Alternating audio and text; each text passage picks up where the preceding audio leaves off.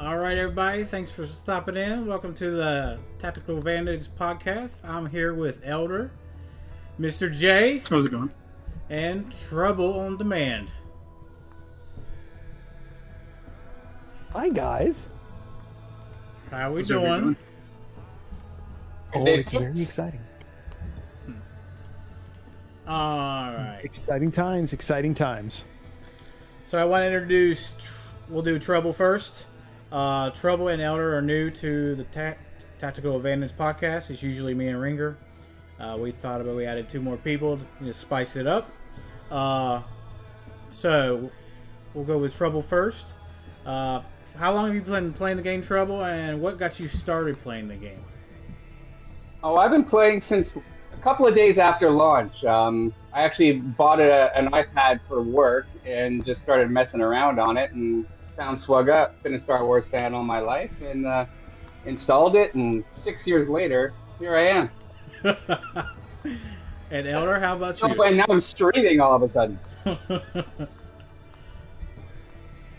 I'd say for me, basically, I got a little announcement on my phone saying there was a new Star Wars game, and pretty much was just, ooh, Star Wars, and just went right in and downloaded it right away. And next thing I knew, I've been playing this game since the minute it came out. Nice. All right. And Trouble, what's your favorite character? In the Star Wars universe, holy cow. It's probably a cheesy answer, but I'm going to go with Han Solo. Okay. When I was the movies, the first movie came out when I was 7 or 8. I'm trying to remember now, and I actually saw it 9 times in the theater.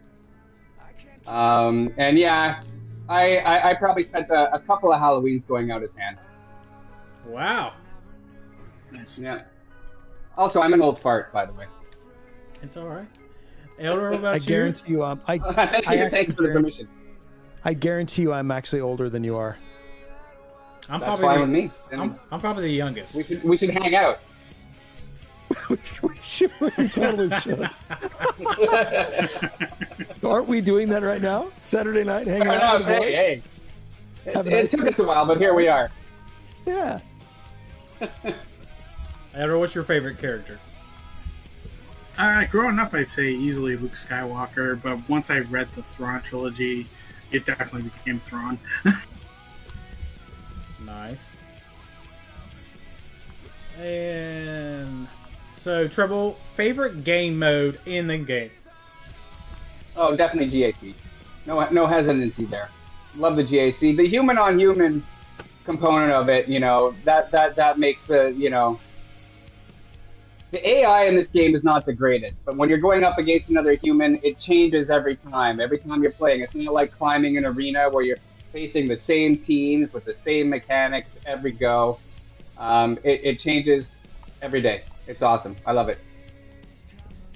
And Eldor, favorite? I think I have to agree. I like Grand Arena, and it's funny because when it first came out, I wasn't sure I was going to enjoy it, and it just didn't really seem like my style of play. But as I've gotten through, and I've played, I know you guys play at like higher levels, but I've played at the lower levels for the most part, and just the ability to really get creative with teams. Sometimes you have 4 people that you have 4 player characters that have no business being in a grand arena, and you're finding a way to use it to to either set a defense that ends up holding somehow for 10 defenses, or you're able to break a line that you don't think you're going to be able to break. It's just been a lot of fun trying to figure those things out. Nice. So this next question is from Mr. J. I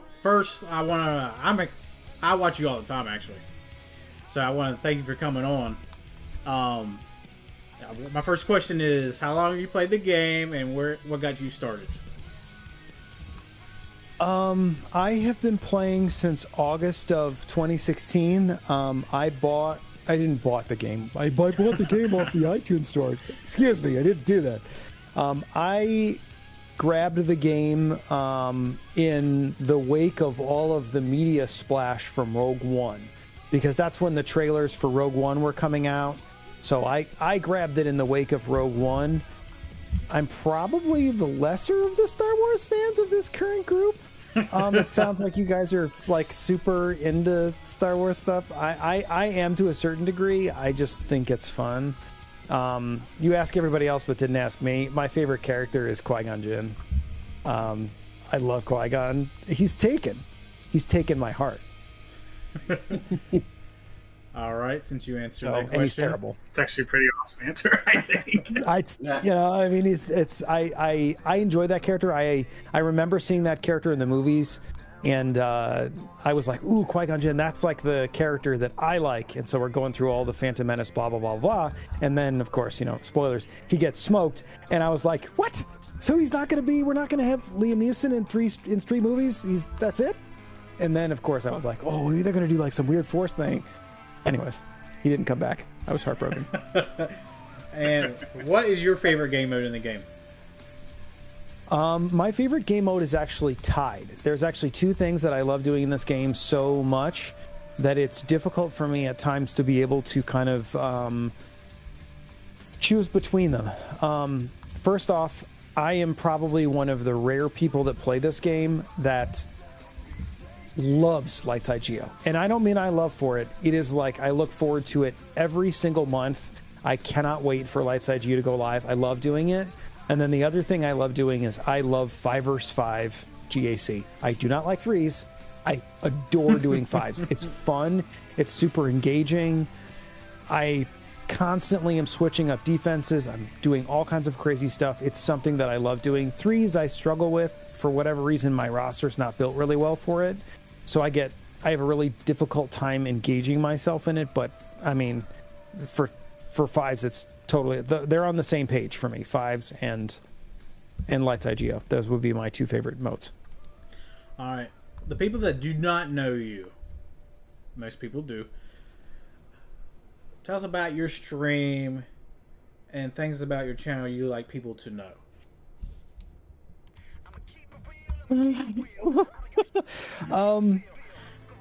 I guess the big thing I guess I do a little bit differently is my focus for my channel is that I kind of collect information from a very active group and an active Discord, and then I share a lot of information. So like one of the big things that I love doing on stream, and it's kind of one of the features and I get the most response from it, is that I love doing mods. I really enjoy it. It's fun. It's exciting and engaging to me. So I spend a huge amount of time on stream working with mods, upgrading mods, building mod profiles, and like talking with people on how to mod characters. So that's like definitely something that I really love doing.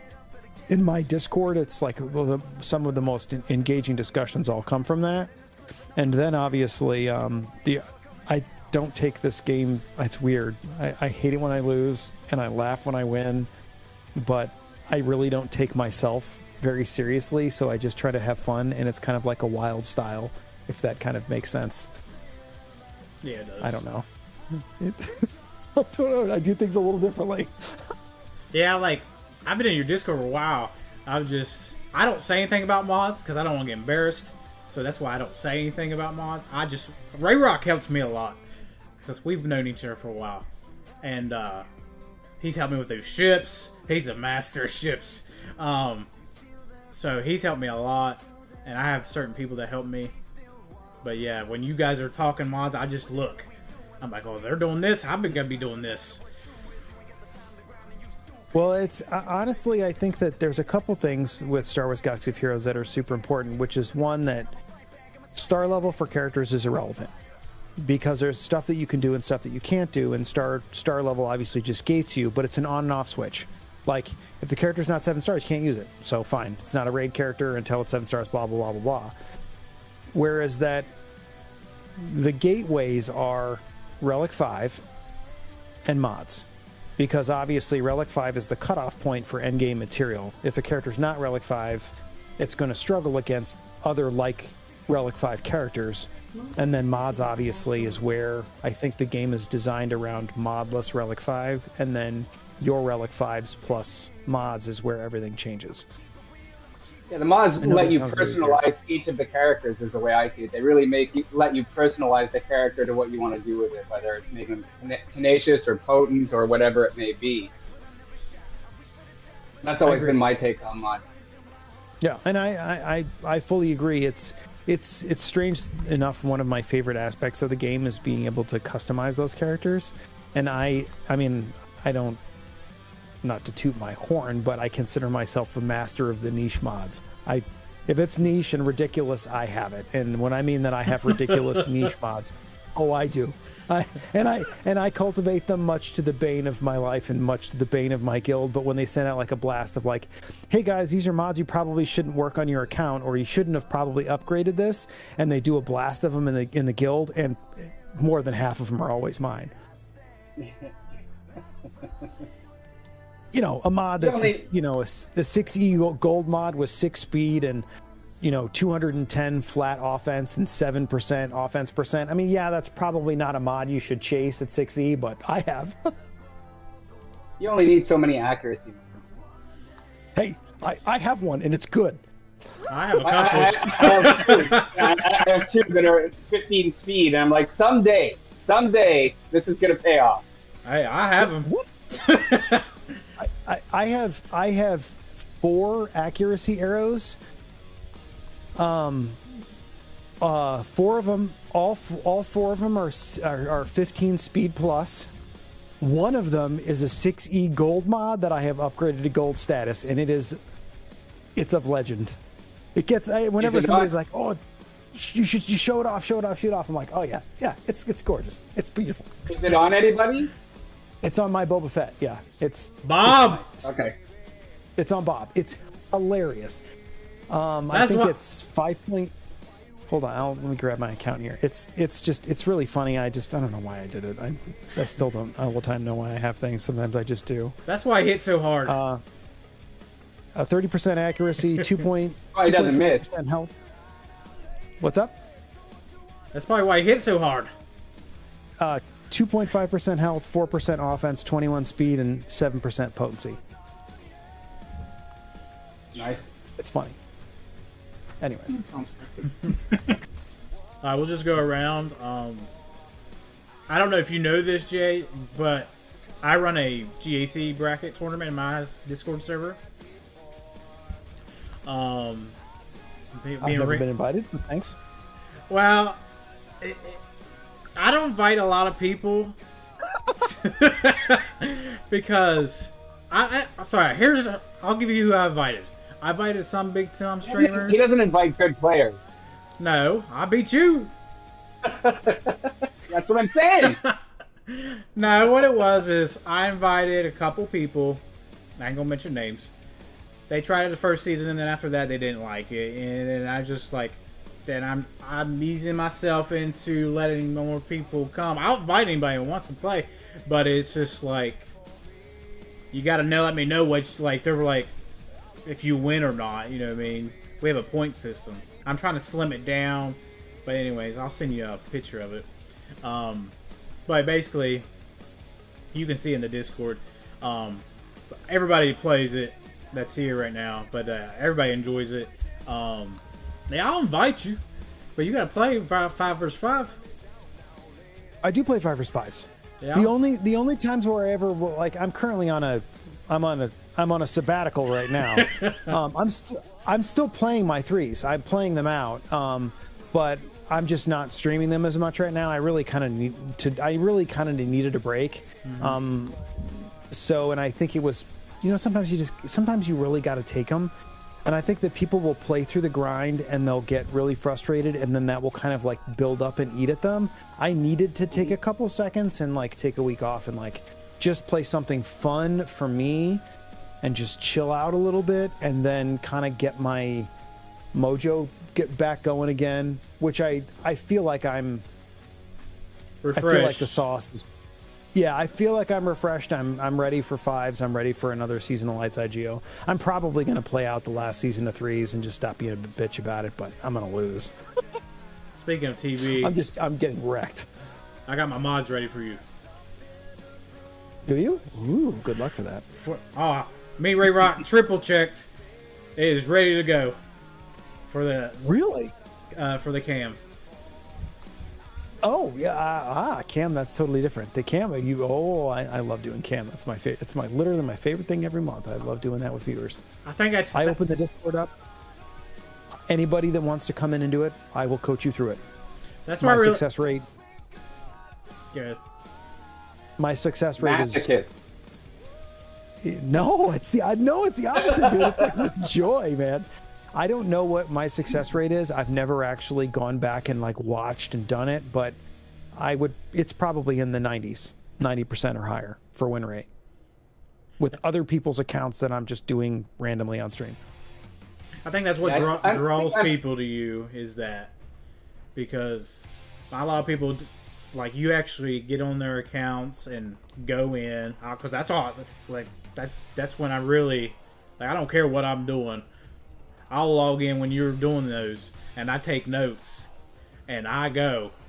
But me and Ray didn't get it this time, so I'm gonna have to need your advice this time. But Ray got it this week. I think I did Ray's on stream. I always do Ray's on stream. No, he tried to help me, and it didn't go well.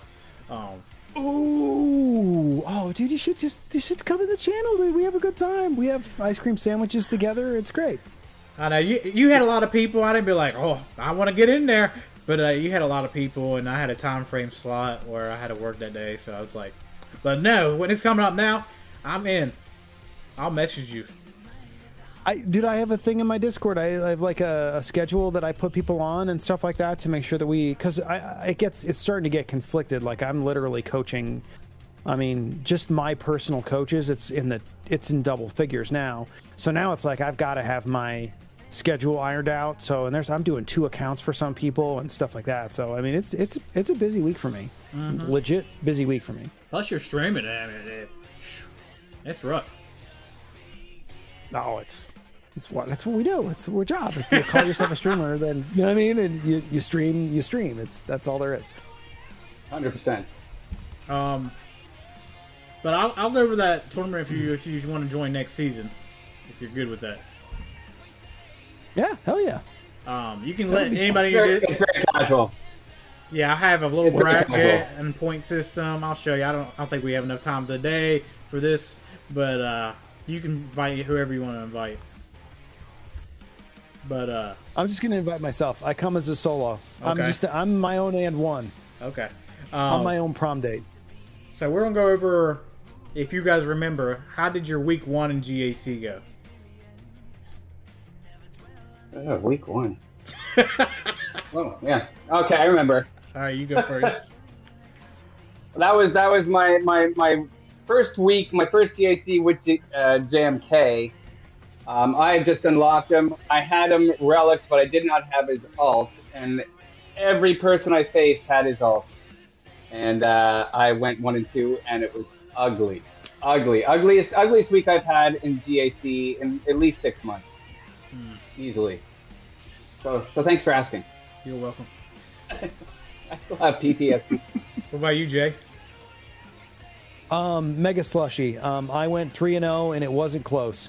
In the first week, I was matched with just there. I got some guy that had full relic Jawas, full relic. He had relic Jawas, relic Ewoks. What was the other niche team, bizarre team that he had? 6.6 million Jawas, Ewoks, and something else ridiculous. Anyways, he didn't put it on defense. He attacked with that stuff, and he lost. So first week was easy. First week was candy. But they were all giveaways. I didn't face anybody who was difficult. Nothing. It was just literally just like, I struggle with 3s. These are the 3 easiest accounts you could possibly draw in a row. Nice. What about you, Elder? Nice card. Well, I mean, I think it depends on the account I played on. I play on 3 separate accounts. and my biggest account that I play, which is about 5.6 million. Yeah, that was a rough week. I think I walked into every buzzsaw that I could possibly walk into, and I actually went 0-3 on that one. That's the worst I've ever played a Grand Arena. And it's just been rough. But I've actually been able to bounce that account back in the second week, but that first week was just tough. But yeah, I mean, the other two accounts, maybe a little good here, a little bad there, but for the most part, those accounts went okay. See, I have two accounts. They both went. One went 1-2, one went 2-1. The 1 and 2 is the bigger account. And what happened is I have C, they have Kylo. So what these blanks do is they put Kylo on D, and if you look them up, they don't ever have him on D. But when all of a sudden they put him on D that first week, and it made me lose because I couldn't bust through him, and it really made me mad. It's a touchy subject, but my other account did well. My roster deals well with Kylo accounts. That's because I'm both Glow and Jam and Luke, so I don't have any problems with the Kylo accounts at all. The accounts that I have problems with are the ones that are the Potato Head Rey, the Rey accounts. She is a pain in the ass in threes. On defense, she's just awesome. Everybody flags her, and she's just awesome. I love her. I know a lot of people hate her. I love her. If I had her, if she was here in the room with me, I mean, it'd be a different subject altogether. But she's delightful. Hello, Daisy. But I mean, I wish I had her, but I don't, and so I just struggle when she puts that big 5 head in front of me and just bears down. It's tough, man. It's tough. All right. What about week 2 with you, Trouble? GAC. Week 2 was 3-0 and a bit of a cruise, if I remember correctly. I had 2 people that couldn't full clear me, and then one of them came down to points. Nice. Jay? 2-1. I got in the second match, so I won the first one, and then the second match, I got a guy that his entire history shows him going super offense. And when I mean super offense, everything. Pulls everything, no defense, nothing. He put every team on defense, everything. Everything that he had went on defense, and he just cleared my top zone. And I did okay, but he threw, I think, 10 teams at one of mine on top defense and then cleared the top 2, whereas that I got stuck clearing bottom 2 and lost. And it's just, I mean, it's a smart play on that person's behalf, but it's just kind of one of those things that if this was 5s, he would not have been, even if he had gone defense like that, it wouldn't have been a win. So it's just, it's the nature of 3s and the way that those matchups work out, Elder? Well, like I said, my big account that I had that rough week, that I was able to bounce back, and I think I went 2-1 on that one. And the other 2 accounts actually really went pretty well. I think I actually came in first in both of those. And it's funny because my middle account was the one that I actually play in the tournament. And that was the one where I posted that picture with the surprising 15 defenses, and I'm sitting there I had to post it because I didn't believe it myself that I could actually have that many defenses in one run. Yeah, I saw it. It was amazing. I was like, I'm gonna start putting that down on my defense. When I put the big teams to hope to get big hold up defenses where people don't attack me, people don't touch them. So I've put Glow down a couple times, and no one touches it. They just leave it alone. They just, if it's there, they'll beat everything but that and then leave the zone. But I'm like, come on, just attack it. Give me holds with it. It looks good on the stat sheet. Make me feel good about putting this on defense rather than just pretending it's not there. But no, I put JML down on this round, and did the guy attack JML? He attacked everything else. 4 and 5 holds on everything else, but JML, he just leaves it alone. Whatever, dude. Fine. I mean, you can put it up front. Nothing. Week 2, I went 2-1 on both counts. Cleaned everything up. Basically, my question is for Jay real quick. What kind of prep do you do when you're like, people are giving me ideas of how to prep. That's when I started, like when I was 1 and 2, the week 1, they gave me ideas how to prep, how to get better. Like, I don't know if you know Dashy. He might have been to your channel once in a while. Yeah, but I know the name, yeah. Okay, I was just making sure. He's always helping me. Like when I stream, he's always there. He told me, like, he shows me how he preps and everything, like what they struggle against, what they usually put on defense, and that's been helping. That's been turning me around. I just want to know if you got any tips like that. Or that's a great question, and that's actually a 2-part answer. Okay. I do no prep for 3 vs 3s because 3 vs 3 is a cannonball. Because teams don't operate correctly, things get holds that shouldn't get holds, you lose teams that you should win. Everything goes crazy with that. With 5s, it's a totally different animal. With 5s, I actively research my opponents. I am constantly looking over their history. I actually individually craft defenses for opponents specifically in 5s. And I take great pleasure and pride in doing so. For 3s, I've tried to do that in the past, and I just end up either running out of teams or whatever, or something, a counter that I pick out to work against a team doesn't work because the teams don't work correctly some of the times, and so I stopped doing that. Now I actually just copy paste in 3s, and I'm sorry to say that I do that in 3s, but I do it. In 5s, it's totally different. I mean, it's helped me a lot because when I stream and I lose, it's not very good. But I try to hold it in. They're like, you can let it go. I'm like, no, let it go. We'll get in trouble. But I try to hold it in, because I used not to be good at PvP, but now I'm getting better. So yeah, you should just do PvE content, no PvP at all. So I'm getting better. I don't know. Is that the first share change? Oh, it's gonna. Whenever I get bored, it's gonna change. I don't know how I feel about that. I like PvP fine. I mean, I've always played PvP games. I mean, this is going back to when I used to, kill people outside of the main cities in Lineage 2, which is probably a little older than all you dudes. But to me, it's so different because I like things when they play with a sense of regularity. I really like games to play with regularity, and 3s just doesn't play with regularity for me. So I've just struggled getting enjoyment out of the mode. Obviously, I just need to figure out a way to fit my play style into it, and I haven't done that yet. Yeah.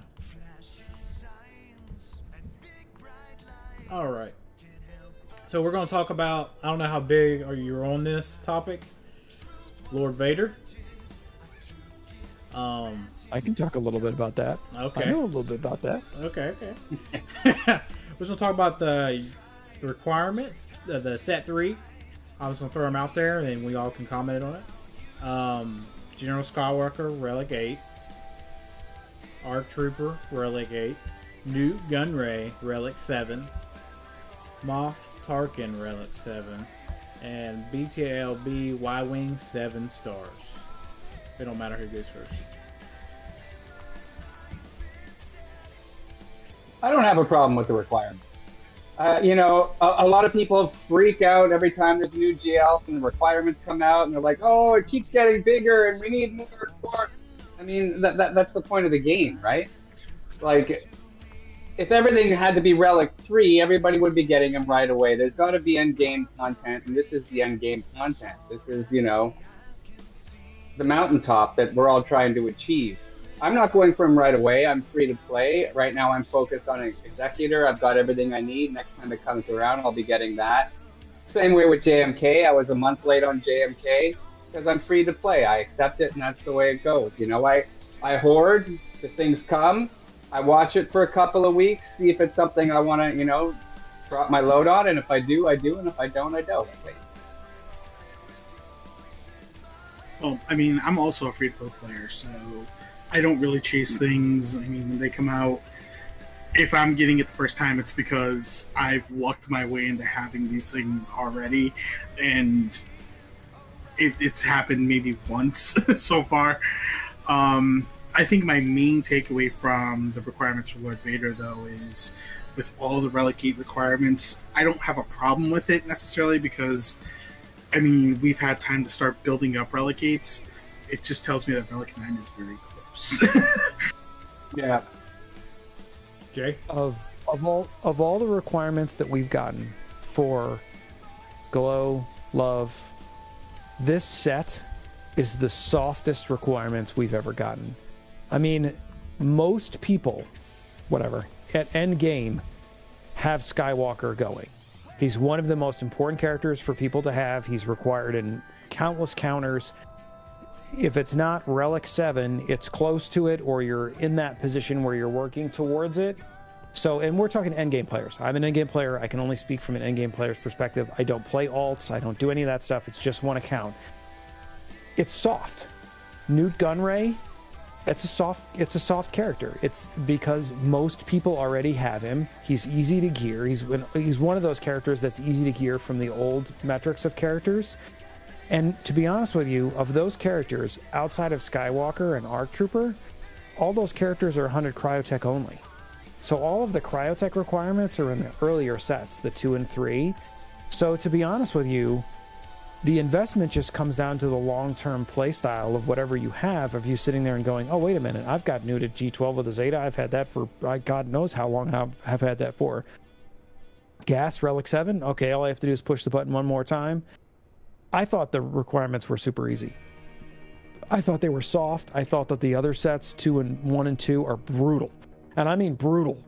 I thought this one was just really easy gravy. To be honest with you, I'm surprised that they didn't break the 3 of these up a little bit differently and put Bad Batch in the last set and the first 2 sets. So I think that they left a soft set at the end as like kind of a way of like patting us on the head and saying, it's not so bad. Quit bitching. Yeah, there doesn't really seem to be any Rose Tico in here either. They're all pretty good characters, and they'll find a home. Oh no, they did worse than Rose Tico in the first set. Tusken Raider, a team with a character without use in any comp. Right. You can use Rose Tico in comps. She's resistance. She's got the tags. You can use her. I'm not saying she's good, but you can use her. No, I have used her. Yeah, you can. I mean, you can't even use Tusken even as a scoundrel. He has no solo, because Wampa, Freckles, there's all kinds of other characters that you can use in like off-brand situations, you know what I mean? Whereas that you can't use that character in any situation in the game other than feeding it to the Crankor. That's it. That's tough. My thing is, this is a little off topic. See, every time they come out with Galactic Legends, we only have so many characters in the game. So I mean, I think I've read this somewhere. They see how many. Dang, I'm late. Got sidetracked with my parade rock. I think they're just running out of characters, so they'll see who all had like Tusken. Who all has Relic Tusken? We know the percentages of that. Before the love requirements, it was one of the lowest. Yeah, I mean, other than people memeing, you know what I mean? Like with meme accounts, like, oh, I've got full Relic Jawas and full Relic Tuskens and all that stuff. Nobody cares about you. You're in the thousands. Excuse me, that was pretentious. Excuse me. People that do that stuff, they're doing it because they're trying to do that, not because they're trying to be competitive They're doing it because they're trying to do something silly, like, oh, you know, I do Tuskens and Ewoks, and that's all I do, and screw the meta. It's like, okay, that's fine. Enjoy your place in Arena. Yeah, I've got them all like 7-star, but I think they're like gear 5 or something. Yeah, which is what you should if you're an adult. Okay, so we're gonna go over Conquest. I technically like Conquest. Gives us something other in the game to do. It is time consuming sometimes, you know, real life. I do like it. I do like we got Cat. Cat is amazing. I hope Maul is just as good. Razor Crest is good too. I just want to hear y'all's thoughts on that. I enjoy Conquest, and I will continue to enjoy it until it becomes a chore, which I feel like someday it will, but it hasn't for me yet. Conquest is... Oh, go ahead. No, you definitely go ahead. I'm a chatterbox. Whenever given the opportunity to talk, I just run my mouth. I'm a natural-born streamer. Go ahead. Oh, I mean, my opinion is this. It's mine short because, unfortunately, when this whole thing came out, that's kind of when... I know you mentioned, like, you're going through your little sabbatical now. I kind of went through my little sabbatical then. So I didn't really get to play it much. The little bit I played, I enjoyed, but I really... That's about as far as I can really go with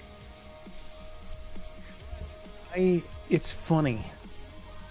When Conquest got released, I actually saw Star Wars Galaxy of Heroes doing what Marvel Strike Force does.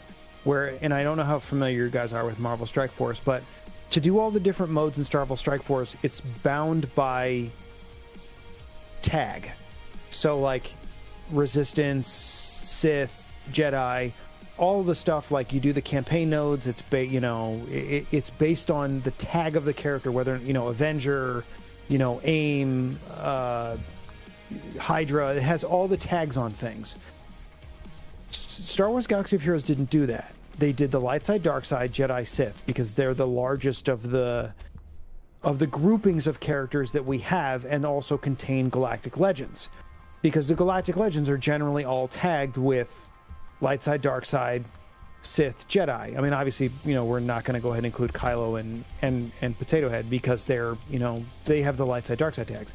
Anyways, seeing that they're just doubling down and going niche with the tags is like, whoa!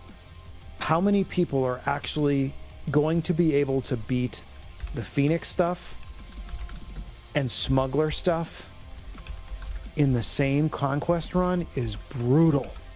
It would have been nice had they give us a little bit of a layup when they started Conquest of saying that, hey guys, these niche factions like Smugglers, like Phoenix, this is going to play a big part of Conquest, because there's players like myself that are going to be like, I have Ezra at Relic 3, and then there's a real big drop off between the next player of Phoenix, and if Hera is the linchpin of all Phoenix teams because she's the leader and she activates everything, she's gear 7, I don't think that's going to work.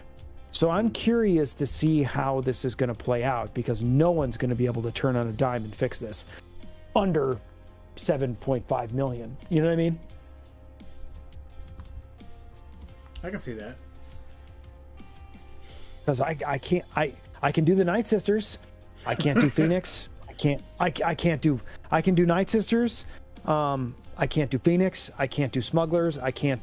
There's so many of them that I can't do, and so few that I can. I'm just sitting here going, all right, so does that mean I'm going to have to put Hera at Relic? And Kira at Relic? Is that what my destiny is? Yeah, no, I hear you on that. If they make it really niche faction oriented, it's going to be ugly fast. Especially if that's the paywall. Honestly, I don't have a problem with them doing it. I have them showing up to the dinner party with a gift wrapped baseball bat, opening it up for you and hitting you with it. That's what I have a problem with. And that's what this feels like, is it's like surprise and then hammering you with it. And it's like, wait a minute, I would love to have known this in January, and I probably would have put to at least gotten them to yellow gear so that I can put 6 E mods on the Phoenix characters to see if I can skill my way out of beating a couple battles. But if I can't put 6 E mods on these characters, I couldn't skill my way out of a wet paper bag. That's tough. And then if they do that, the next round they'll put a GP limit on the characters, like they've done now for all the different challenges and events and whatnot. It's like I said, this is like there's wake up precedents that they have. I mean, obviously, if the wake up precedence wasn't Malevolence or Negotiator when it released, because there were fleet metas, and then the Negotiator came in and just said, "Oh, yeah, fleet meta? No, it's the Negotiator meta," and you're done. And you could beat the Negotiator with the Malevolence, blah blah blah blah blah. But it was basically just those 2 fleets. With, of course, there's some people that have niche rebels that are really geared and stuff like blah blah blah blah blah. But then they released the Ejaculator, and they're just like, this is the wall. This is what we want. We want it to be RNG fest. We want you to make your life very, very, very challenging. Yes, you can beat it. It is not a 100% win rate. Enjoy your climbs. And it's really tough. It's JKR with ships. The JKR method. Yeah, because it was like you can win, but you can win, definitely win, but you could lose. Yeah, doing the exact same thing. Yep, and there's a lot of coin flipping involved and a lot of that stuff. And I'm a big D&D guy. I get the roll of the dice, but I mean, when you only have 5 battles a day, you're not telling a story. You're just repeating the same process over and over and over again. That's where I get. To me, it's like this is a daily thing, not like a thing of expression. Like, oh, this is really cool. I'm doing this just on Saturday this week. No. You have to do this every single day, day after day after day, and there is a extreme penalty involved with you not getting it right. That's tough. Absolutely. I mean, I think the only issue with that is that, I mean, we all know at the end of that Jedi Revan meta, there was a massive amount of burnout in the community, and I just don't want to see that happen now again with ships. I'm really hoping that somewhere, at least a month or 2 down the line, they start saying, okay, we're going to bring another ship in that can at least challenge this, to at least give us a chance, because otherwise it's going to be rough. I'm sure that the theory crafters are just getting started right now on Executor, and I'm sure we're going to find an off meta counter that's reliable like Malevolence was on Negotiator. It's a matter of time. Maybe there is one more ship that we haven't seen yet that's going to do it, but I'm confident they will allow it, as it were. Well, it's in my server. Some people have already come out with Negotiators already whooping it. Right. So I mean, there's for the moment, yeah. There's already counters and to it, so it's not too bad right now, but it will be. Well, mine's at the same time, opposite, because we have a couple guys that have Relic 8 IG88. Right. I was about to say we might not have found the best comp yet for Executor either, right? So there's theory crafting going on that side as well. Yeah, there's guys that within a couple days realizing that this is a wall meta, doubled down, and one of the guys just relocated all the bounty hunters in a couple of days, and it's just like, I mean, and we can't move him out of the top 3, and he knows it, and he has every right to do so. He paid for it. Enjoy it. You know what I mean? It's like that to me is that's the struggle bus right there for me. It's oof. It's tough to breathe in that air, Yeah. Speaking of conquests, so I was reading the notes on what they released, and I don't know if anybody saw this, but they are talking about a Cinnable Sith raid and assault battles. What do you guys think about that? Simmable assault battles? And I'm fine with that. Because Conquest is going to be a little bit longer because they're putting a little thing with the energy where you get higher up, it's going to cost more energy. So I think it's going to last longer than 2 weeks. Way they typed it up. So then they released it in a little. I was reading all of it, and then they said Salt Battles and the Sith Raid. Similar. Yeah, I mean, I was finishing it usually in nine days roughly without buying any energy at all. So I can see why they probably did that, because I wasn't spending any crystals. I bet you a lot of people weren't.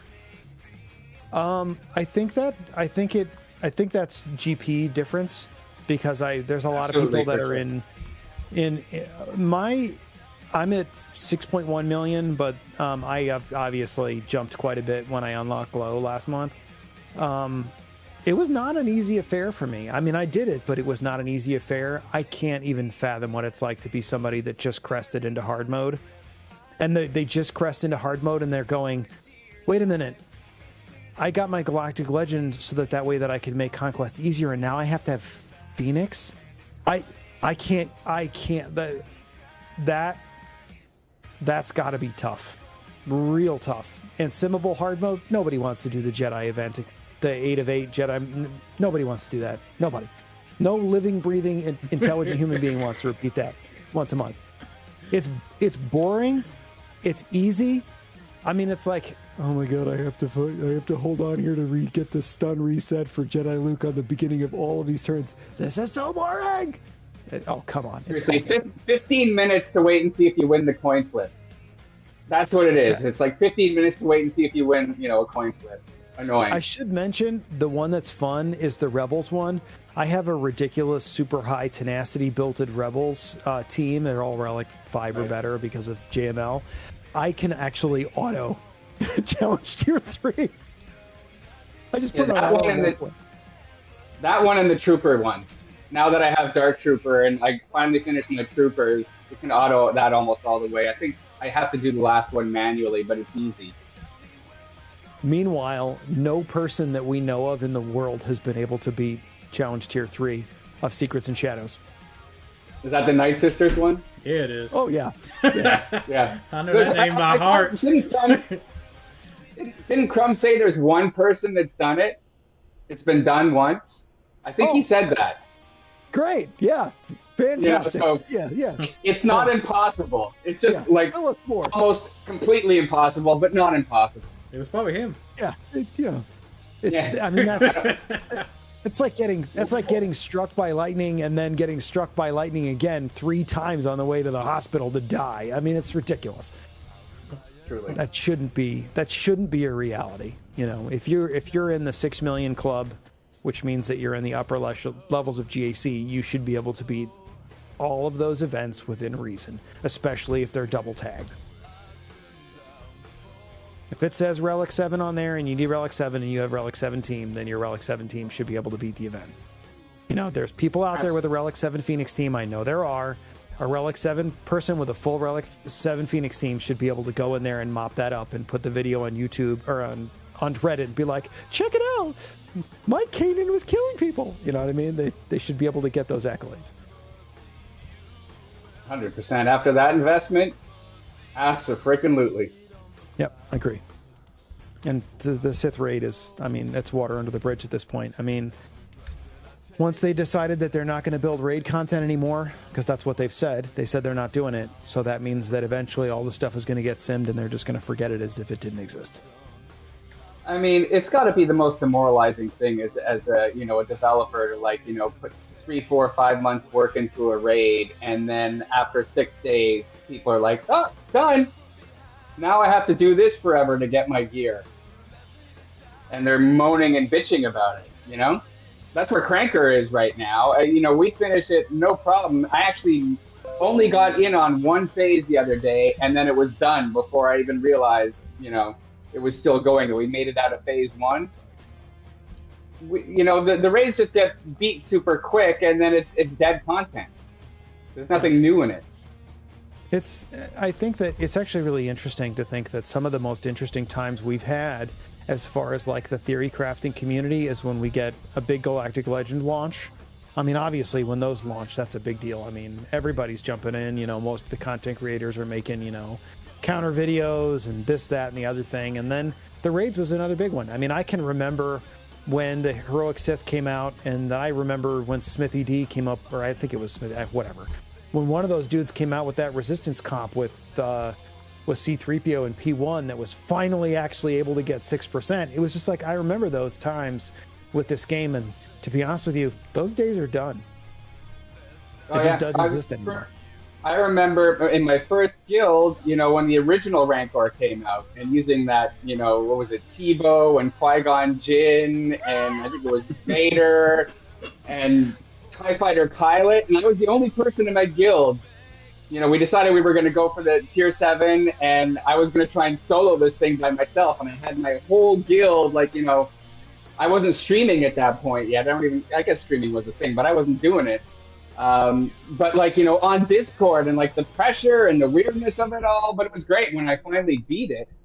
And then later on with the HAT raid with, you know, Kylo, that was my first Zeta, because in phase 1, you could, you know, go in there in and out with Kylo and eventually like wear the whole thing down. But yeah, now it just, they go so fast, the raids. You know, there was a character from that Crankor that you missed in there that or not Crankor, but the original Rancor that I totally missed. Jin. I was gonna say, dude, how could you not talk about the Crankor, not talk about, or Rancor, not talk about Jin, man? When she came out, it was like, she could remove 100% turn meter. Get out of here. We're gonna be able to beat P3. I have a Gear 12 Jin or so, which at the time was the max. Yeah. Gear 11, and I distinctly remember her getting out with the stun stick going, oh yeah, turn meter, I'll take it. What a fun time. Were mods even, I don't think mods were in the game at that point. They couldn't have been, no. So potency didn't matter. Nope. No, mods weren't in the game at that point. I remember when I used CLS for the tank raid, phase 1. I'm like, I got it. I soloed that. I can remember using counter Jedi in the P1 of HAT, because that was a thing with Imagundai, Aayla, Kit Fisto. I distinctly remember it. But I mean, you know, they're not doing that. They've made multiple mentions that type of thing is, they're not going to do that anymore. And I think they're going to probably do more stuff like Conquest. So it sounds like that's what they want to do. I mean, I guess so, maybe. I'm fine with that. You know, as long as the rewards are decent, you know, it's as close as we're ever going to get to a sandbox moment. So. Yeah, and to be honest with you, and that's why I think I'm not mad at the stuff like the Phoenix and Smugglers thing.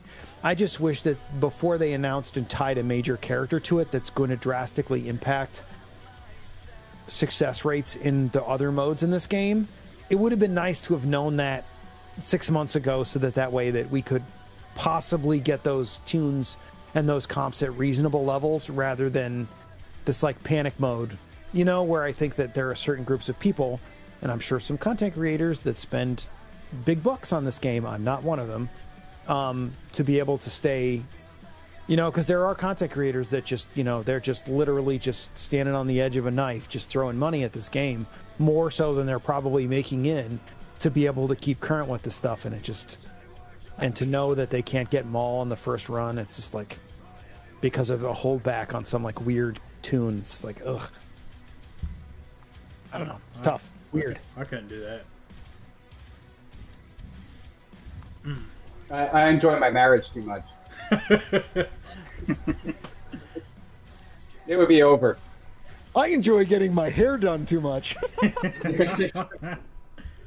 We all have our different vices, right?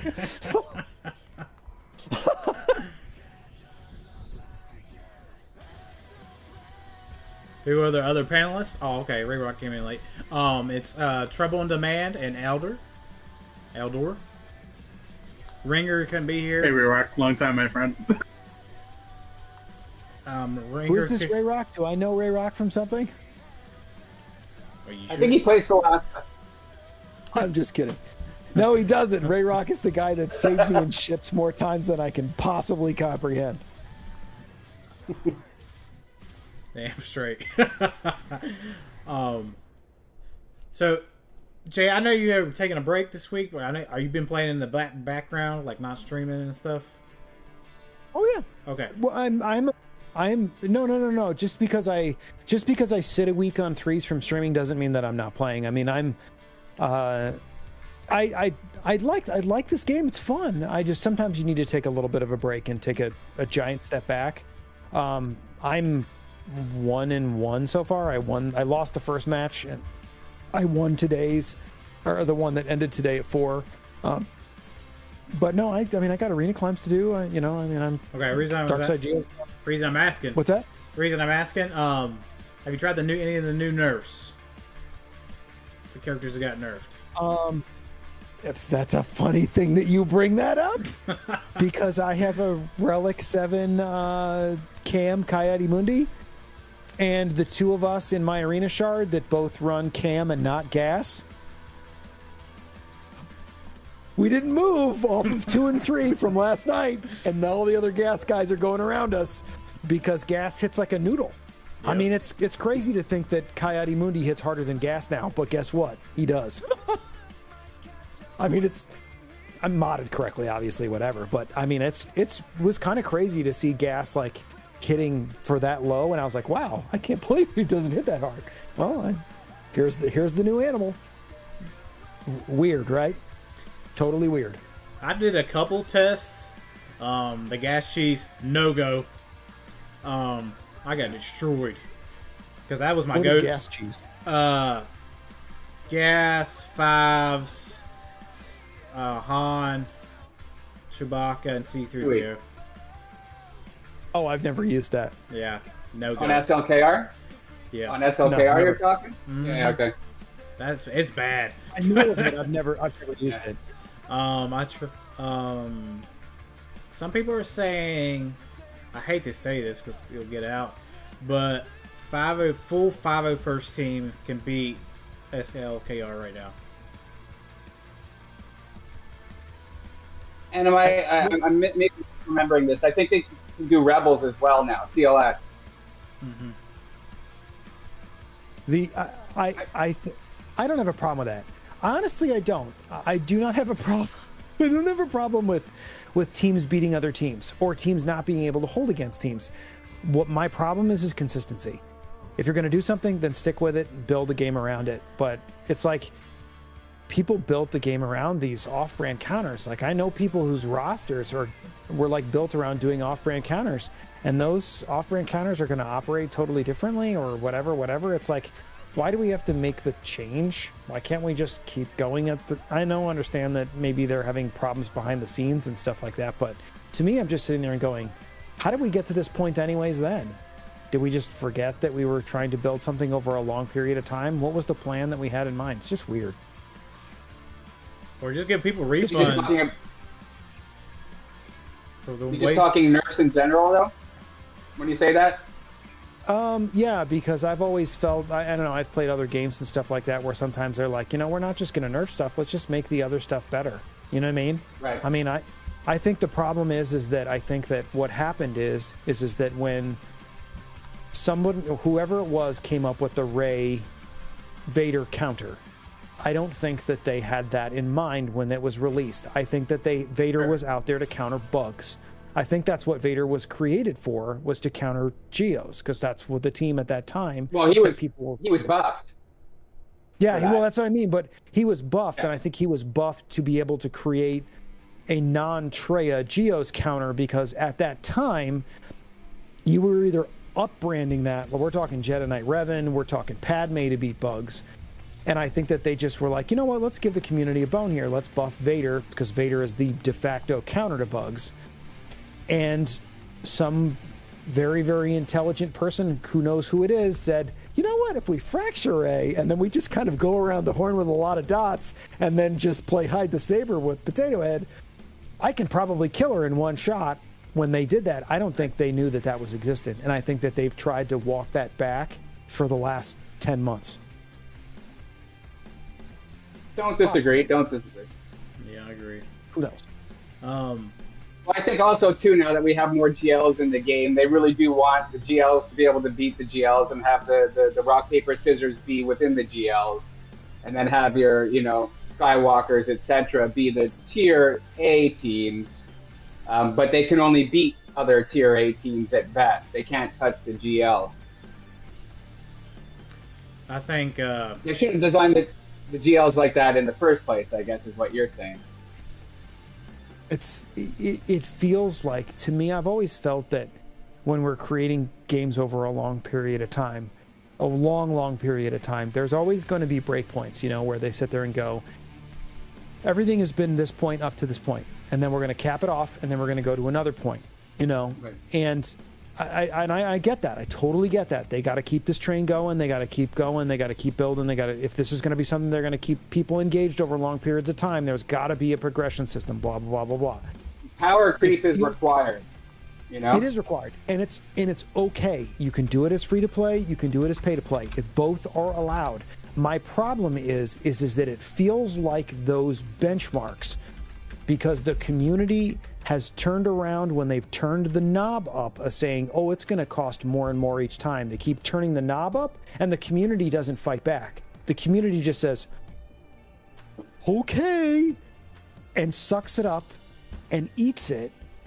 That I think the worst part is that they now are at the point now where they do not have to hold back on pricing. They can just sit there and go, $100 for a pack, launch it. And they have no compulsion, no fear that it's not going to sell. Not that it's not going to do well, they have no fear that that pack isn't going to sell. Right. That's crazy. Really crazy to me. How do you guys feel about Watt? Because I have C, so Watt with C is still good. But Watt, I use armor too. Armor and Watt still does wonders. Oh, armor! I don't call it armor. I call it something else. So I was like, "What are he talking about?" Go ahead. I don't have all your names you named, but Watt. I really haven't found a place for Watt outside of C. I want to see if any of you have. I love Crew Fox Watt. That's one of my favorite teams for threes. Crew Fox and Watt. Great against Night Sisters. Anything that has a regret mechanic just shuts it. Well, it used to. I think it still does. Shuts it down. He worked great in Dark Side Geo for me this morning. I mean, I think in this threes for yesterday, I think I did I think I did Yellow Godzilla, Watt, and Janet, and I put the tank tech on Yellow Godzilla and the damage tech on Janet. I don't remember what I killed, but it was an overdraw on something. I don't remember what it was, like Ewoks or something. I don't remember. That's Boston Django. What's up? Oh yeah, Boston Django. That's Boston Django for you folks. Yeah, I know who he's talking about. No, it was an overdraw. It was something that I was going to crush anyway, so it really wasn't that big of an issue. But I didn't honestly notice that one. Not yet, at least. I mean, yeah. I mean, the tank tech still rocks. The tank tech is excellent. The whatever the med pack tech is still works great, and even the weapons tech still works. It just doesn't work as well as it used to. Yeah, like, you want to know the one? You want to know? And this is you guys. You guys haven't been talking about Light Side Geo. Get ready for that Gas Ahsoka mission to be unbeatable. Oh yeah. Yep. Get ready, because I mean, you're going to have to stack potency on Gas and hope that you get the days on Dooku. And tenacity, you don't get days. Yep, it's. People aren't talking about it, but I mean, you can basically have Gas carry that mission, and not anymore. I mean, I probably haven't DM'd Fatal in a couple days. I probably need to DM Fatal and see what he's going to do, because he and I talk about stuff like in Light Side Geo all the time, and I wonder how that's going. I think about it. I'm curious. Now with Gas hitting like a wet noodle. No. That's just the truth. Because usually Gas carries me with Ahsoka.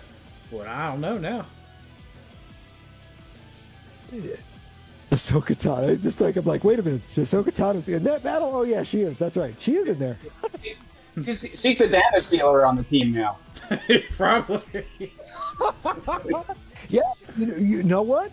That's actually a valid point, because I was just putting offense on. I was just putting, offense on her before, and just, if she gets into 2-4, that's fantastic. High five, you're dead, girl. No one cares. Now it's like, God, am I just gonna like stack health on her, like full on, just like gas, like I used to with gas, like, or am I gonna be like going like stacking defense mods? Or I'm kind of excited about that dialogue, because it's a change, right? But it's a change against where they've changed a metric on us. Whereas I don't think that they've thought about the encounter itself and going, oh yeah, this is going to be exponentially more difficult because of the change that we made to X character, and they're not going to change the event. It's like, I don't know if you guys do the GK Cody Sarge mission, but there's no life steal on Cody's kit. Right. Winning that battle literally comes down to a ridiculous chance within a chance of a chance. It's crazy. I've beaten it, but only once. I've done it like 4 times. Yeah, I've only tried it once and I lost. But I'm looking forward to trying it more. Yeah, it's something, when you make changes, that's something they don't, that goes without saying, is that they probably need to look at the tuning on some of this stuff for us to be able to not, you know what I mean? It's like, the thing's difficult enough as it is. Let's not turning into this thing where you're designed to lose, or you're designed to be 3-4 and that's it. That's tough. Or that's just purely unbeatable. That's frustrating, which is the way Lightside TV started off, but it left room for growth. But, yeah, well, as we've gotten JMK and we've more characters are coming into the game, we're going to go up another relic level, etc., etc. It's going to be beatable. Dark side now, my guild's getting 33 stars, 31, 32, 33, depending on, the week or the year or whatever. But it's beatable. It's 100% beatable now. Dark side Geo into P. In Dark side Geo into P4 is an absolute snooze fest. I don't know. I don't remember. It's what we're in set 3. I did a 3 with bounty hunters. I was like, yeah, let's do Bob. That'll be fun. Like a Relic 8 Bob. I'm like, that'll be fun. Let's see what he does. And I'm like, oh my God, he's critting people for 200,000. Yeah, it's like, but that's what Relic 8's done to us. And I think that the other thing is with Lightside Geo is that most people at that time when Lightside Geo came out, Darth Revan was their big team. That was like, because the Arnold videos were like running, at that time they were like, oh, having Darth Revan at Relic 5 or better is the best possible thing you should do for your account. And now people are like, no, it should be Relic 0. Right. Because other than whether or not that he's fast to get first turn priority in GAC, there's no use in the game anymore. The guy I'm set up to match against tomorrow in GAC, he's 7 million GP. He has 4 GLs, including JMK. And his Darth Revan is gear 10. So is his Bastila Shan. But he has a Relic 5 Malik. He's a very, very weird squad, this guy's got. Check his Malik speed. He's super fast. That's why. You know what squad he's on? That's Visa MasterCard squad. That's Oh, absolutely. Absolutely. Sometimes I do that sometimes. The fast What do you Malik. mean? The Visa MasterCard? No, not that. The fast Malik, slower Darth Revan. They can't touch it. Well, you used to be able to Vader it. Yeah. Well, but you can't. You can still Vader. Did you watch? There was a video out by Playbook earlier this week.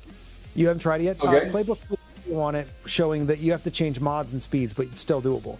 It's actually a little easier now than it was before. Oh, It cool. just requires that.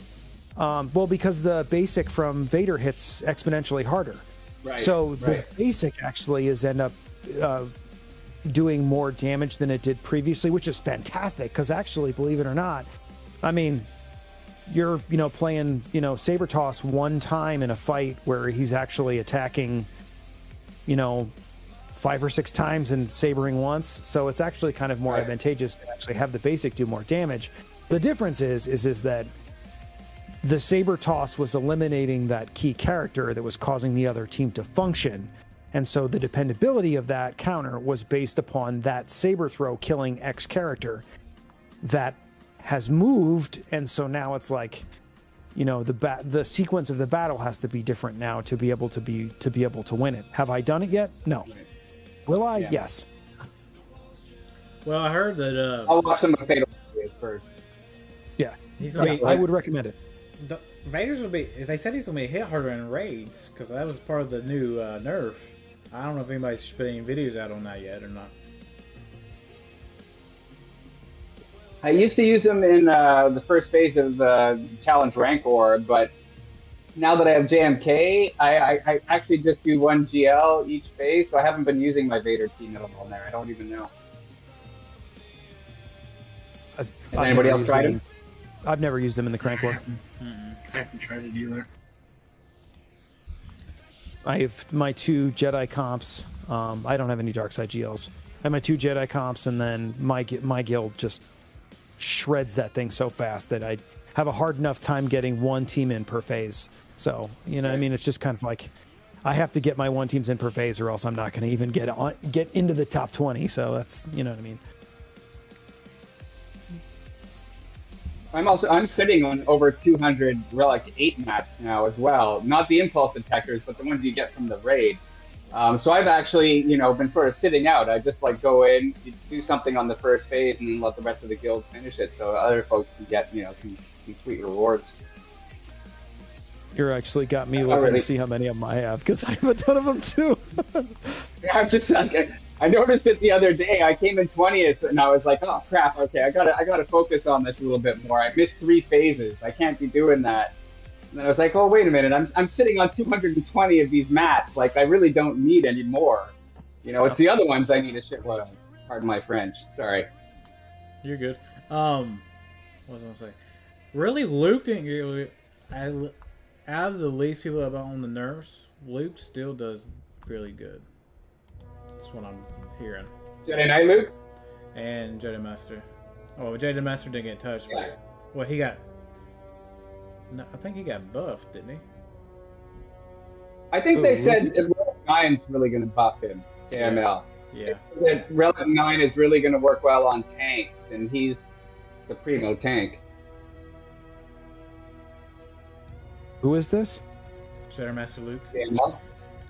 Oh, is he? Oh, Jedi Master Lucas. I've had many discussions about this in my Discord. Jedi Master Lucas, in my opinion, is the best GL in the game overall.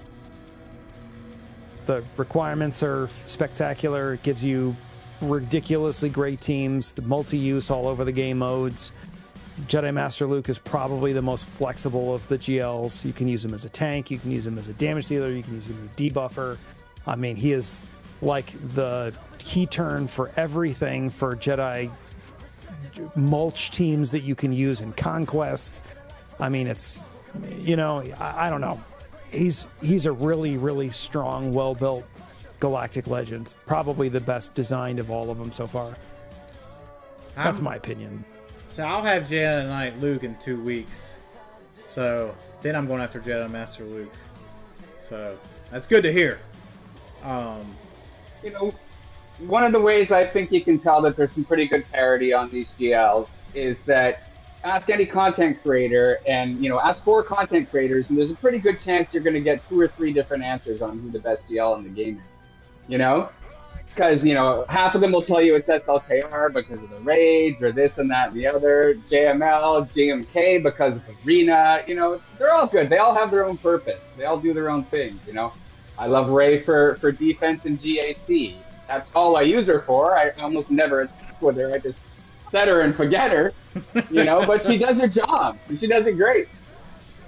Ah, the Ray and Pray. I love that strategy. I don't do the pray part. I don't do the pray part. No, I know. That's what I call it. Whenever I see the Ray go on defense, there's nothing else. I'm just like, I hate it. Ray and Pray, I hate it. 386. But it's fine. I mean, it is. Arrow magnifiers. Yeah, that's the thing. I have 187 of them. That's just, but I mean, I'm not getting 238. But I don't get first. I've never gotten in the top 10 in the. I mean, I'm in a really, really, really super competitive, smart guild. So I don't. I mean, I'm in the top 20, but not in the top 10. We've got some serious players. I'm an officer in my guild, and when that raid dropped, they put me in charge of it. So for the, you know, and I was in charge of like the coordinating. Remember when it hit? You had to do all the coordinating on Discord and all that. I got stuck with that shit. And Really? as a result, though, oh yeah, totally. But as a result, and it went well. We failed on the first one, and then we beat it every time since. And as a result, though, Are you I in the was same guild as me? Yeah. No. I'm in Death Watch. Right. I'm pretty sure we would bump into each other. What's your guild GP? 300 and something. 330 million? I'll tell you. Sandbag down to 306 million to play us in TW. Then we'll talk. Yeah, we go up and down a hair, but we are currently 339. Sorry. Oh, so you're big boys. You guys are big boys. Not big boys, but big boys. We're just below the big boys. We're 307 million, and I think I read it somewhere that we were one of the lowest GP guilds to unlock 7-star camp. So we did it at 300. We did it at 302 million, I think. Yeah, that's the one thing we're missing right now. We've got a lot more people on board. That was hard at first, just getting people to commit to it. But now we're pulling in usually between 30 and 40 shards a run. Yeah, we've been doing. We were averaging around 25 before we started Discord streaming. Not mandating it, but making it more of a thing. Exactly. Same here. Yeah, and then not after the mandate, but after we said, "Hey guys, let's do this as like a fun thing. Like everybody get together, let's have fun.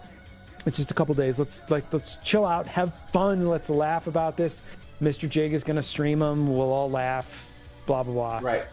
The turnout has been tremendous for us. So I think we were 37, I think last time. Not too bad with two people that can't do it. So that's not too bad. As soon as we started streaming, our numbers doubled easily. Yeah, it's a More community minds, thing. Well, not more minds. That's the point. We play this game. It's great to learn that guys we have in the guild that are French, so we can try to kick them out. I'm kidding. Eh ben, les Français. Qu'est-ce qui se passe avec les Français? I'm in a European guild, and all the officers are German. Fun. Je parle français, mais je parle pas allemand. I don't know how to say German and French. Allemand? I don't know. I speak French though. Oh, do you? Oh, I don't. I don't even speak English. I see some perverted version of English. That's what I speak. It'll come. Watch more television. So, how do you guys feel about the new mall? I think he looks cool. Won't know till we get him though. Yeah. Have you had a chance to look at the kit, Jay? You know what's really disappointing about the Maw? Seeing it and going, oh dude, I finally got a team to use with Flashdance and Bobcat, and I'm like so excited. Wait a minute, smugglers in Section 5? How am I supposed to do that? I'm excited about it. I like anything else, I would really super be excited to have that character.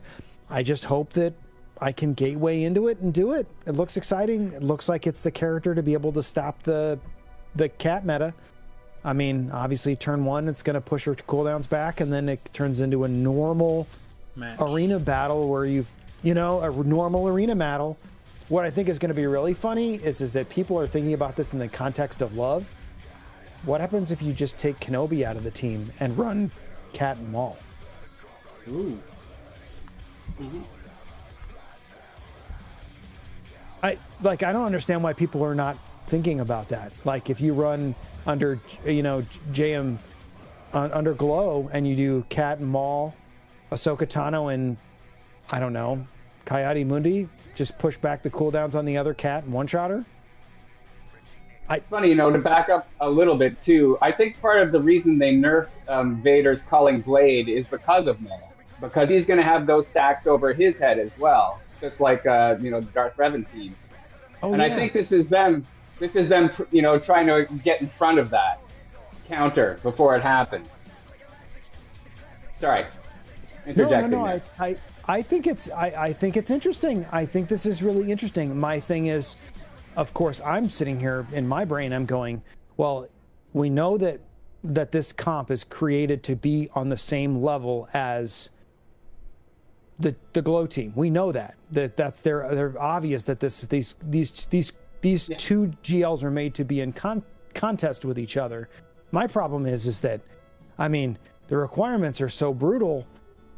Right after Glow, I'm curious to see how this is actually going to work out and play out thematically in the game. I mean, this is going to be weird, that's for sure. And not just that, is it an Empire? Is he tagged Empire? Or is this going to be like whether or not you have a Relic Shore Trooper or not? Or is he tagged Sith? I mean, I have no idea. Yeah. I almost feel like they released the Vaders backwards. We should have had a Lord Vader that was a Marquis or whatever for a long time, and the GL should actually be Darth Vader. Because the Vader we're about to get as a GL is the one that just lost repeatedly. Everything he did was he was either beating up and killing kids and women or losing. It's actually how's that legendary?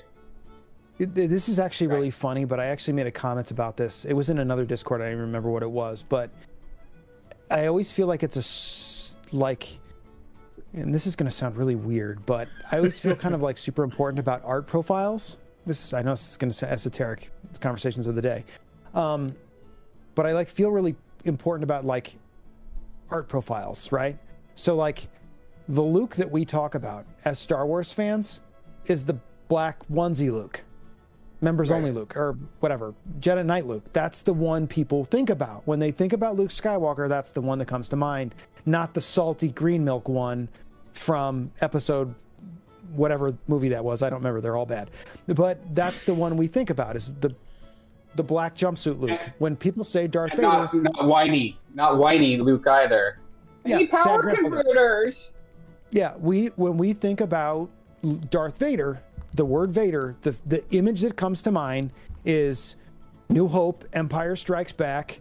That's the image that pops into our brain.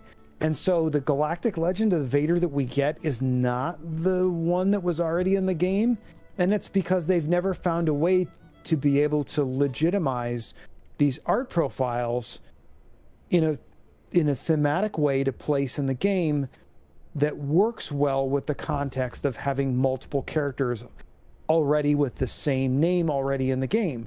So we've done the Lukes, we've done the Kenobis, we've done the Potato Heads and Slickers. What's next on the menu?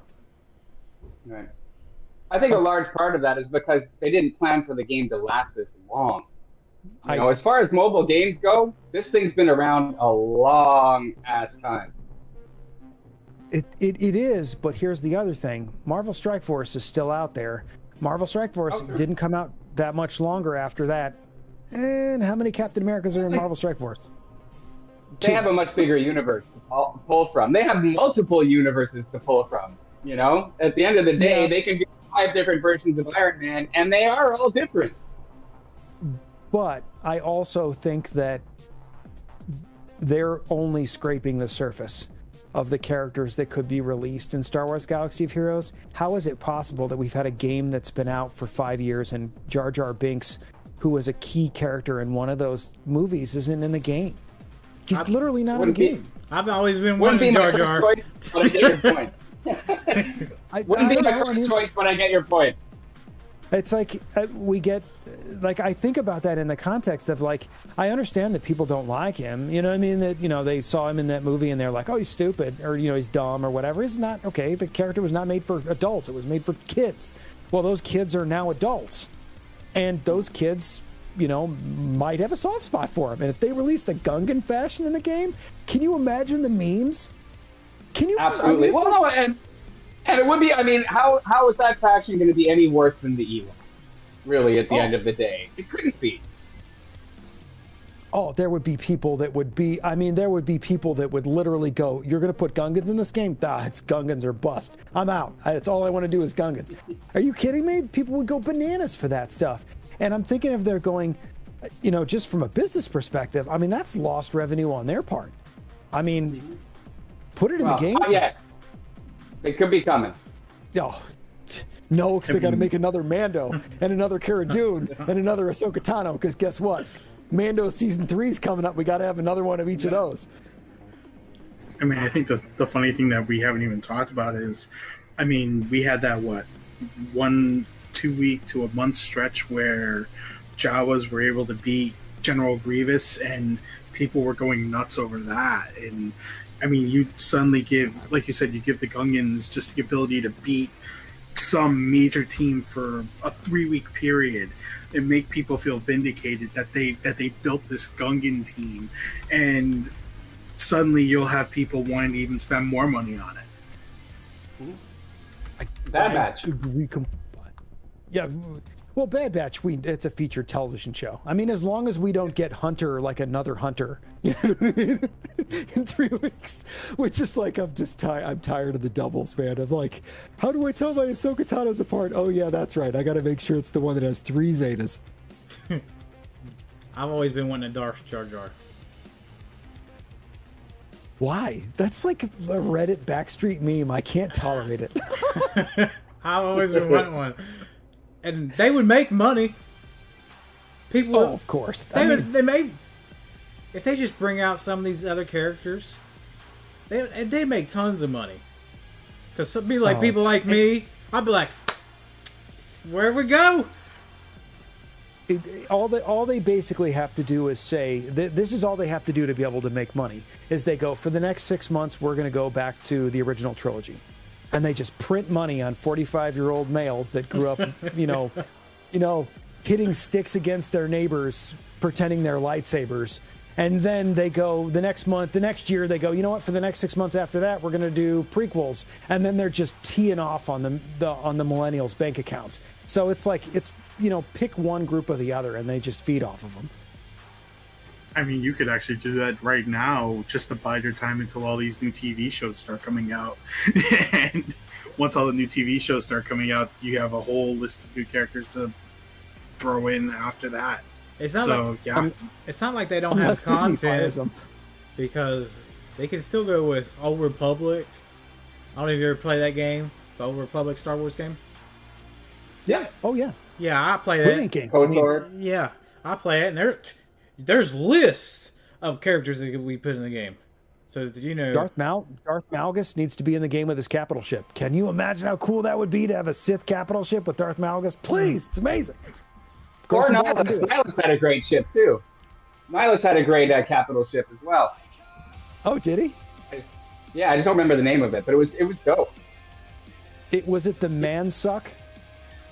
No, he would fly around and pull up on a planet and just suck all the life force out of a planet and then cruise to the next planet. He was like Galactus, basically. That is as close to pornography as you'll ever get in Star Wars, right there. It's Darth Nihilus. Yes. All right. That's all the topics I had. If you guys want to talk about something else, we can, or we can just wrap it up. I'm a professional conversationalist. All you have to do is point me in the direction and I'll go. Like a wind-up toy.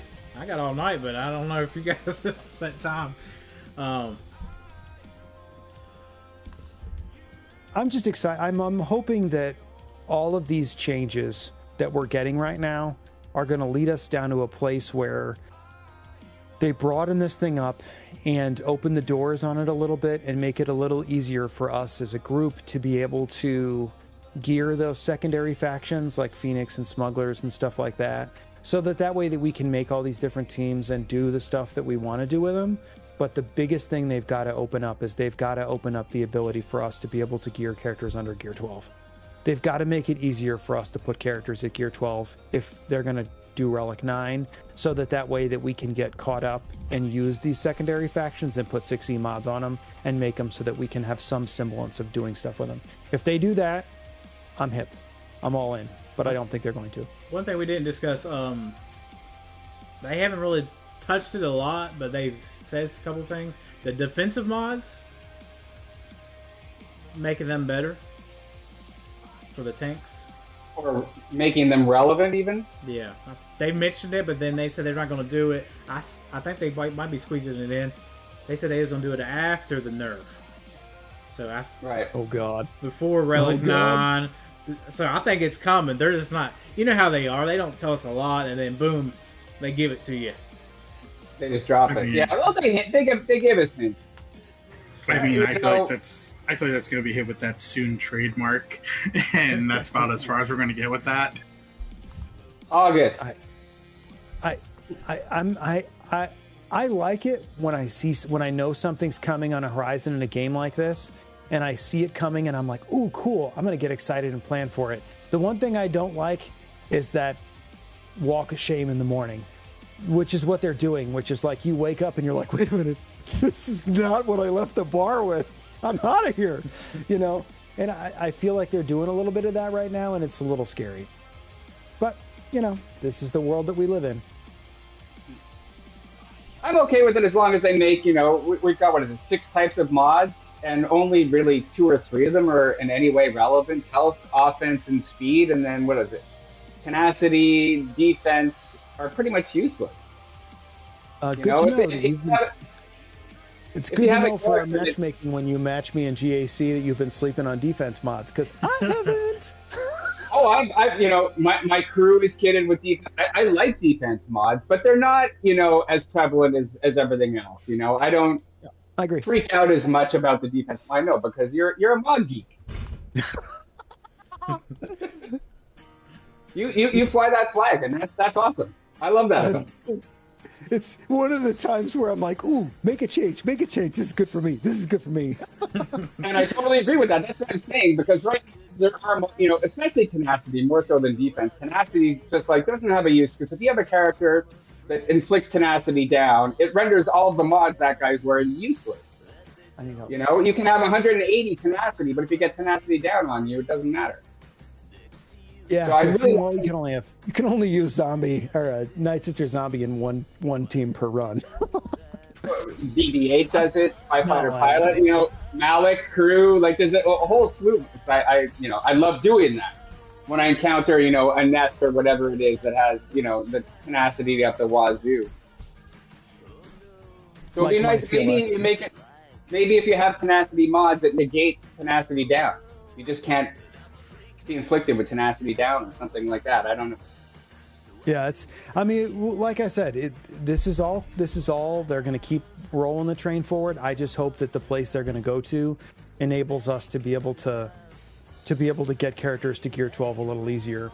You know, before they do the Gear 9, before they do Relic 9, make it so that give us not a fucking pack that I can buy with money, but give us another section. Add a challenge that gives us stun guns. You know, add a new tier. Make a tier 4 for the challenges, so we get a little more gear to get us to Gear 13. You know, you don't have to give us Kairos, but give us the stun guns. Give us more Carbantes or whatever. You know, the collars or whatever it is that's holding us back from getting to Gear 13. Yep. Relic 0. If the starting point now is Relic, and we're going to make it this hard to be able to put relics together even for endgame players, then everybody should be able to put characters reasonably easy at Gear 12. Non-Cryotech characters. The Embos, the Tusken Raiders, the Zam Wessels, those characters. They're not a part of the meta. They're just background filler characters. And if we're going to use them in Conquest, that's great. I'm hip to it. I love the idea of having a Relic Hera. Make it easy for me to do so that way that I can do it without having to literally just take that GAC hit, going that, you know, when somebody looks at my account in GAC and goes, this guy's got Relic Phoenix, what a tool. So we'll see. Who knows? Depends. Okay. All right, so that's about it. Like I said, I want to thank Mr. J for coming out. I posted your link. I don't know if that's all right, for your Twitch underneath the YouTube channel here, so everybody can check them out. Of course, that time. Okay, I did Ringers, even though he's not here. Eldor, Troubleondemand, mine, and our Discord link is in there as well. We're hoping to do more of these, maybe once or twice a month. I hope you enjoyed it. Not too much pressure, but I hope you had a good time. I did. That was a lot of fun. Oh, I live to interact and meet people and talk. So this is the part. This is my favorite part of the human experience. So all you have to do is call me. Well, we're hoping to bring you out for more. Ringer usually does most of the talking because he more than me. More than you. He has a list of things we go over. That's the one I'm going off of. I go off of his list because he types it up, and I'm like, all right, we got it. You literally just took the gauntlet and smacked me across the face with it, and now I'm like going, okay, all right, bring him out then. Let's fight. I want to thank everybody for showing up. Everybody, Lee Bone I saw in there. A lot of people from your Discord showed up. Gray Rock, he's got a lot of Discords. I appreciate everybody showing up. I will put this on the podcast as soon as we're done, and I'll ship it there. And hopefully it does good. Anything else? Thank you guys for having me so much. No, I thank you guys so much for having me on. I love doing stuff like this, and it's just a pleasure that you guys gave me the invite and actually invited me to do this. Now, I was a little nervous. I didn't know if you would accept or decline. I was like, all right, I was going to ask him. If he says no, he says no. We're good. It's mind-boggling that you would think that I wouldn't, and I'd live to do stuff like this. And I'm like, because I've asked some people, and they're like, nah. I'm like, okay, bye. And then some people are like I got a couple of people lined up for the next couple shows, but I was a little nervous asking you. I was like, he might be too busy. I'll ask him. No, I literally, when we were talking about this, I mentioned this to my wife earlier the week, and right after I talked about it, I was like, God, what sunglasses am I going to wear? And it's like, it just takes over my life. So, Yeah, you get 7 pairs, because I've seen you change them every couple minutes. It's part of my deal. I do it on stream too. Mr. J's a Renaissance man. He's a Renaissance man for sure. Yeah, I'm a Renaissance man. I even got my nails done for today, for this stream and everything. Nice. All right, y'all. Like I said, we'll see you guys around, and we'll see you guys on the next episode.